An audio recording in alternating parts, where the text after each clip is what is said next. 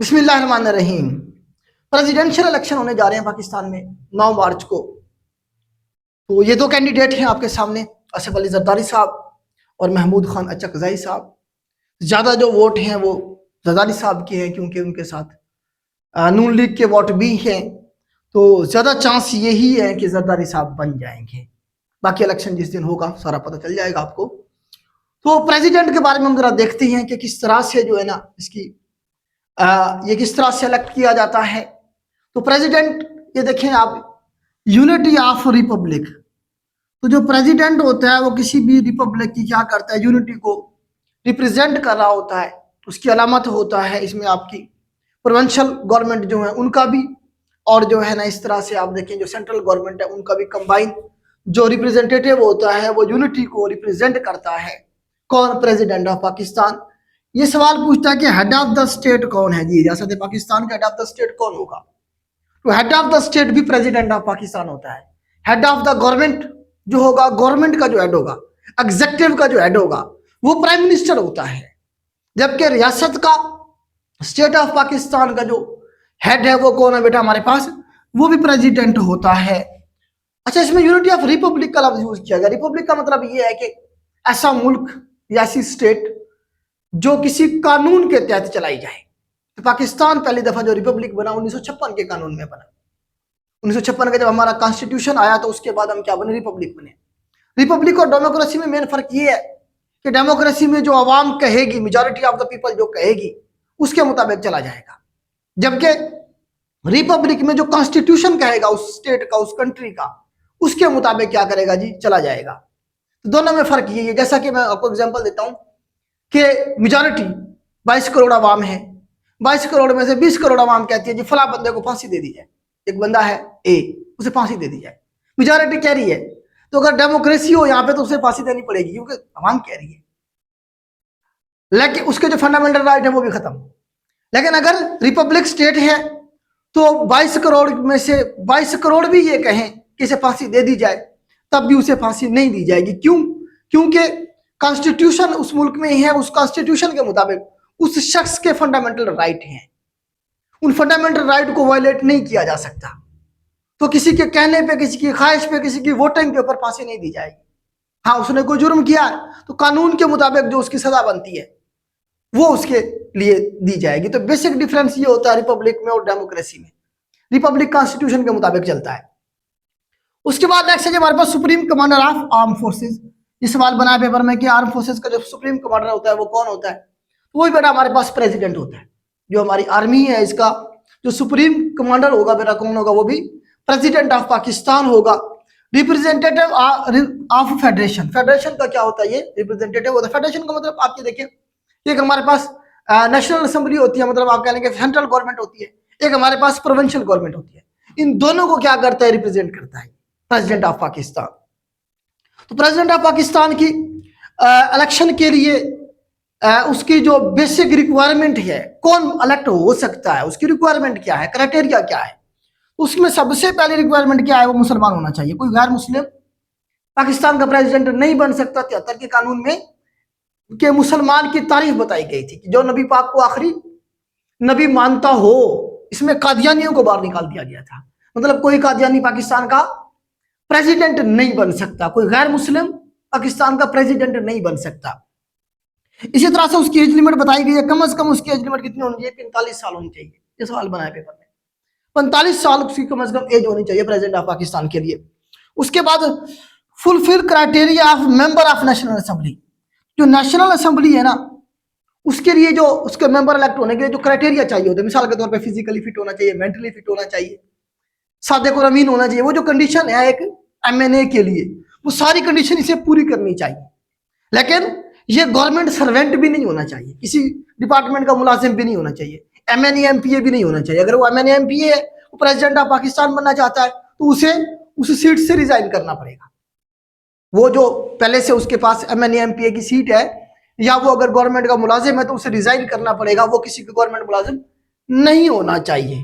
तो ये इसकी बेसिक रिक्वायरमेंट है।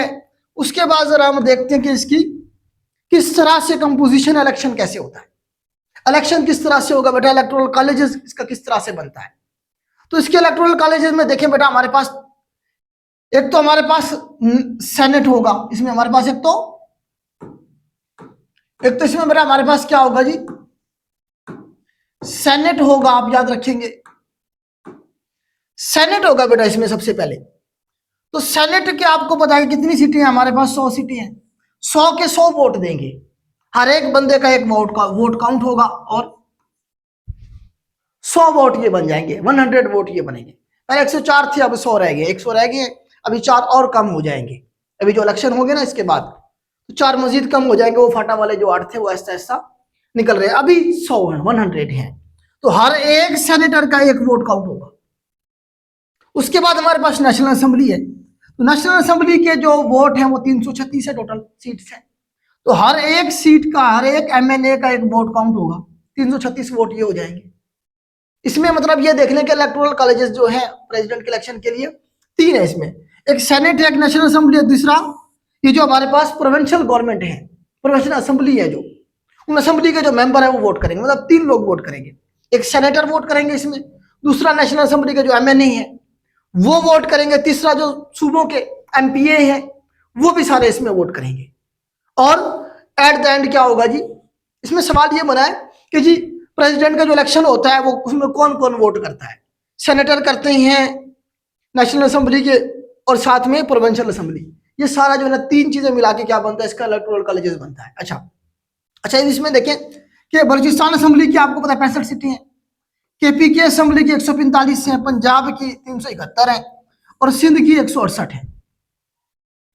अब ये सारे अगर वोट दें तो ये बनते हैं 1185 वोट बनते हैं।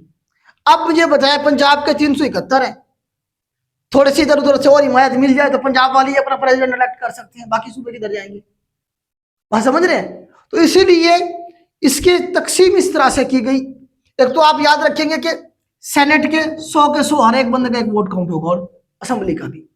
उसके बाद जो सूबे हैं उनके वोटों की रेशो निकाली जाएगी, किस हिसाब से, जो सबसे छोटा सूबा है, इसके मतलब सबसे कम सीटें हैं, तो वो बलूचिस्तान की असेंबली है। बलूचिस्तान की असेंबली की सबसे कम सीटें कितनी है, 65 है। तो इन बाकी जो असेंबली है पंजाब, सिंध और केपी के, इन सारों की जो सीटें हैं 65 ही काउंट होगी, सबकी 65 ही काउंट होगी। वो रेशो निकाली जाएगी। कैसे रेशो निकाली जाएगी, बलूचिस्तान की तो हर एक 65 को 65 पे तकसीम करेंगे, एक आएगा, मतलब 65 वोट ही आएंगे बलूचिस्तान की असेंबली के, मतलब जो कम सबसे कम सीटें जिस असेंबली की हैं उसके हिसाब से इक्वल रिप्रेजेंटेशन दे दी जाएगी सबको। ठीक हो गया। बलूचिस्तान के 65 वोट आ जाएंगे क्योंकि हर एक बंदे का एक वोट काउंट होगा। अब आ जाए जरा, ये हमारे पास क्या है, केपी की असेंबली है। तो केपी की असेंबली की बेटा याद रखेंगे जो सीटें हैं वो है कितनी, 145, उसे तकसीम करेंगे 65 पे तो जवाब आएगा 2.2। मतलब ये है कि केपी की असेंबली के 2.2 मेंबर का एक वोट काउंट होगा। इसी तरह से देखें 371 है पंजाब के, तकसीम करें 65 पे बलूचिस्तान वाला जो था, जवाब आएगा 5.7। मतलब पंजाब के 5.5 एमपीए मिलके एक वोट काउंट होगा, उनका एक वोट गिना जाएगा। इसी तरह से सिंध असेंबली है, 168 उसकी तादाद है, 65 पे तकसीम के 2.58, 2.5 वोट मिला के एक वोट बनेगा। मतलब ये है कि इन सारों के जो काउंट होंगे वोट 65 ही होंगे, जो सबसे कम सीट्स जिस असेंबली की होंगी उसके हिसाब से सारे काउंट होंगे। तो ये टोटल मिला के जो सीट्स बनेगी या वोट बनेंगे 696, 696 बनेंगे टोटल। अब कैंडिडेट जो जीतेगा वो कितने वाला जीतेगा जी, 2 पे तकसीम करें तो 348 बनता है, जिसके 349 होंगे, 349 जिसके होंगे वो क्या होगा जी, अगर सारे वोट पड़े तो, अगर सारे वोट पड़े तो 349 जो वोट ले जाएगा वो प्रेसिडेंट ऑफ पाकिस्तान इलेक्ट हो जाएगा। ठीक हो गया। सेनेट के पूरे हर एक बंदे का एक वोट काउंट होगा, नेशनल असेंबली का भी और बलूचिस्तान की असेंबली का भी, बाकियों की रेशो निकालेंगे हम। इस तरह से जो है ना इलेक्टोरल कॉलेजेस बनता है, और जिसकी 349 वोट होंगे वो प्रेसिडेंट ऑफ पाकिस्तान बन जाएगा। लेकिन अभी इसमें कुछ इशू है जो अभी इलेक्शन होने जा रहे हैं ना। एक तो आपको पता है कि पीटीआई के जो हैं एमएनए, उन्हें कुछ सीटें नहीं मिली, वो मैन की और मिनॉरिटी की, वो जो 336 है ना उसमें से मेरे ख्याल से वो 30 के करीब सीटें हैं जो अभी रहती हैं, अलाट नहीं हुई, मतलब ये तादाद कम हो गई, 336 से कम हो गए, उतनी ऐसे रेशो भी कम हो जाएगी। इसी तरह से कुछ लोग इसमें हिस्सा नहीं लेंगे। तो इस तरह से मतलब ये है कि इलेक्टोरल कॉलेज में ये चीजें आएंगी। अब जब इलेक्शन होंगे तो अगर कोई बंदा ये वाला फिगर पूरा नहीं कर पाता तो फिर क्या होता है, आपको पता, री इलेक्शन होता है, या जिसकी मेजोरिटी होगी, मिसाल के तौर पे कोई भी इस फिगर को नहीं पहुंच सका, दोनों के इससे कम है, तो जिसके ज्यादा होंगे वो इलेक्ट हो जाएगा। तो ये तरीकाकार है बेटा प्रेसिडेंट को इलेक्ट करने का। ये आपको उम्मीद करता हूं क्लियर हो गया होगा। आगे चलते हैं। उसके बाद जरा हम देख लेते हैं power of the president of Pakistan. सवाल पूछ लेता है अक्सर, हमें पता होना चाहिए कि प्रेसिडेंट ऑफ पाकिस्तान की पावर क्या है। तो सबसे पहले याद रखें कि एग्जेक्टिव पावर में इसके पास क्या है जी। एग्जेक्टिव पावर में क्या है? Constitutional and ceremonial head of the state. ये क्या होता है? कॉन्स्टिट्यूशनल, पूछता है पेपर में, constitutional head of the state या पाकिस्तान कौन है जी? प्रेसिडेंट है। कॉन्स्टिट्यूशन जितने भी असेंबली से बन के आएंगे ये क्या करेगा? उसे साइन करेगा अल्टीमेटली। अगर साइन नहीं करेगा तो वो दोबारा से रिव्यू के लिए भेज देगा असेंबली को, वहां से फिर वो भेज देंगे दोबारा से इसे, फिर इसे दोबारा भी नहीं भेज सकता, फिर ऑटोमेटिकली भी क्या हो जाएगा? एक्सेप्ट हो जाता है। उसके बाद ये देखें, he bounded to act on advice of prime minister of a cabinet. या वो क्या करता है? खुद से कुछ नहीं कर सकता, बल्कि वो जो प्राइम मिनिस्टर है या जो कैबिनेट है उसके एडवाइस के ऊपर क्या करता है? बाउंड होता है उस पर अमल करने का। जो प्राइम मिनिस्टर उसे डायरेक्शन देगा वो उसे एक्सेप्ट करेगा, उसे मानेगा। Appoint caretaker prime minister, जिस तरह आजकल हमारे वाला काकर साहब है, तो इसकी अपॉइंटमेंट जो हुई थी आखिरी साइन किसने किए थे? आरिफ अलवी साहब ने किए थे। उसके बाद गवर्नर्स ऑफ द प्रोविंस, सूबों के गवर्नर लगा सकता है ये। चीफ इलेक्शन कमिश्नर जो होता है उसकी अपॉइंटमेंट उसके ऊपर साइन करता है। बिल जो भी आएंगे पार्लियामेंट से, अपर हाउस और लोअर हाउस से, अल्टीमेटली ये साइन करेंगे तो वो क्या बन जाएगा? एक्ट बन जाएगा। तो ये इसकी एग्जेक्टिव पावर है, कुछ थोड़ी सी मैंने लिखी है। इसी तरह से मिलिट्री पावर है कुछ इसकी, क्योंकि मैंने आपको कहा है क्या है जी? हेड ऑफ द फोर्सेज है, हमारी ज्वाइंट फोर्सेज का है। तो सुप्रीम कमांडर है बेटा, सवाल पूछो, supreme commander of the armed forces कौन है जी? हमारे आर्मी का सुप्रीम कमांडर कौन होगा? प्रेसिडेंट ऑफ पाकिस्तान होगा। आर्मी चीफ की अपॉइंटमेंट करनी हो, या फिर ज्वाइंट चीफ की अपॉइंटमेंट करनी हो, या इसके अलावा नेवल और एयरफोर्स की जो अपॉइंटमेंट होती है, फाइनली साइन कौन करता है? ये करता है। लेकिन उसमें वजीर आजम की तरफ से क्या होती है? समरी वगैरह वो भेजी जाती है इसके लिए, इसके लिए चीफ ऑफ आर्मी स्टाफ के लिए और ज्वाइंट चीफ के लिए। बाकी भी इसी तरह से तरीकाकार है। अच्छा, declare war, president of Pakistan war declare कर सकता है अगर वो समझे कि हमें किसी मुल्क पे हमला कर देना चाहिए, तो वो क्या कर सकता है? और वार डिक्लेयर कर सकता है। मतलब ये है कि आर्मी जो होती है वो पाबंद होती है, अगर उसने किसी मुल्क पे हमला करना है तो प्रेसिडेंट ऑफ पाकिस्तान उसे अलाउ करेगा तो वो हमला करेगी, अदरवाइज वो नहीं कर सकती। हकीकत में क्या होता है वो एक अलग चीज है, कॉन्स्टिट्यूशन के मुताबिक मैं आपको बता रहा हूं। ठीक हो गया, आगे चलते हैं। नेक्स्ट हमारे पास है जी जुडिशियल पावर। कौन कौन सी है इसमें? प्रेसिडेंट ऑफ पाकिस्तान के पास देखें, अटॉर्नी जनरल को अपॉइंट कर सकता है, ऑडिटर जनरल को लगा सकता है, गवर्नर ऑफ स्टेट बैंक लगा सकता है, ये chairman FPSC, federal public service commission, ultimately कौन लगाता है जी? प्रेसिडेंट ऑफ पाकिस्तान लगाता है। चीफ जस्टिस है सुप्रीम कोर्ट का और हाई कोर्ट्स के, ये भी अल्टीमेटली कौन साइन करेगा, कौन लगाएगा? प्रेसिडेंट ऑफ पाकिस्तान लगाएगा। चांसलर होता है फेडरल यूनिवर्सिटीज का, और वाइस चांसलर लगा सकता है, जो सूबे की यूनिवर्सिटी होती है उनके वाइस चांसलर भी प्रेसिडेंट लगाता है। उसके बाद पावर टू ग्रांट पार्डन, इसमें ये देखें कि आप ये मतलब इसे से समझें कि प्रेसिडेंट ऑफ पाकिस्तान जब बंदा इलेक्ट हो जाता है तो उसके ऊपर किसी भी मतलब है कि कोई केस नहीं चलाया जा सकता, ना उसे कोई अदालत बुला सकती है, ना मतलब है कि किसी और उसके ऊपर मतलब उसे इम्यूनिटी हासिल होती है, आप इस तरह कह लेंगे, या इंडेमनिटी हासिल होती है, उसे कोई कुछ नहीं कह सकता जब तक वो प्रेसिडेंट ऑफ पाकिस्तान है। वो केस नहीं बना था जिसमें यूसुफ रजा गिलानी साहब क्या हुए थे, नाहल हुए थे। असल में प्रेसिडेंट ऑफ पाकिस्तान उस वक्त जरदारी साहब थे, तो सुप्रीम कोर्ट ने कहा कि आप क्या करें जी, जरदारी साहब के खिलाफ एक खत लिखें स्विस अकाउंट्स में के हवाले से, बैंक के हवाले से। तो उन्होंने कहा जी वो प्रेसिडेंट है, मैं कैसे लिख सकता हूं, मैं लिख ही नहीं सकता। तो इस चक्कर में जो इफ्तिखार थे, मेरे ख्याल से इफ्तिखार साहब थे या शायद कोई और थे चीफ जस्टिस। उन्होंने क्या किया था, इन्हें घर भेज दिया था यूसुफ रजा गिलानी साहब को। मेरे ख्याल से कोई और थे शायद, ये चेंज हो गए थे चीफ जस्टिस, ये चेक कर लीजिएगा।